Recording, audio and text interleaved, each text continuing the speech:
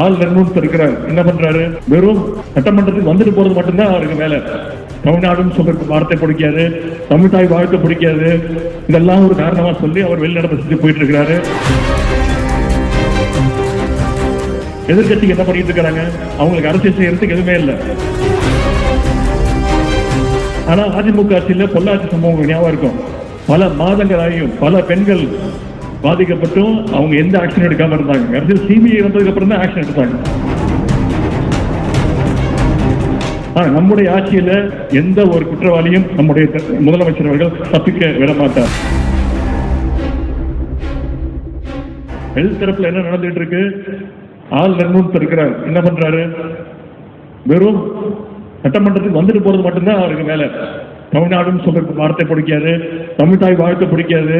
இதெல்லாம் ஒரு காரணமா சொல்லி அவர் வெளிநடப்பு செஞ்சு போயிட்டு இருக்கிறாரு. எதிர்கட்சி என்ன பண்ணிட்டு இருக்காங்க? அவங்களுக்கு அரசியல் செய்யறதுக்கு எதுவுமே இல்லை. சமீபத்தில் சென்னையில் ஒரு பல்கலைக்கழகத்தில் ஒரு தவறான சம்பவம் நடந்துவிட்டது. கண்டிப்பாக வருந்தத்தக்க சம்பவம் தான்.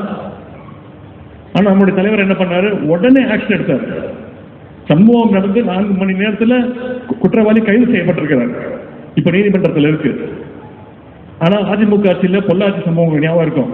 பல மாதங்களாயும் பல பெண்கள் பாதிக்கப்பட்டும் அவங்க எந்த ஆக்ஷன் எடுக்காம இருந்தாங்க. அரசியல் சிபிஐ வந்ததுக்கு அப்புறம் தான் ஆக்ஷன் எடுத்தாங்க. நம்முடைய ஆட்சியில நிச்சயமாக எந்த ஒரு குற்றவாளியும் நம்முடைய முதலமைச்சர் அவர்கள் தப்பிக்க விட மாட்டார். இதை தொடர்ந்து முதலமைச்சர் அவர்கள் நேற்று சட்டமன்றத்தில் பேசியிருக்கிறார். இதையெல்லாம் மக்கள்கிட்ட கொண்டு போய் சொல்லுங்க.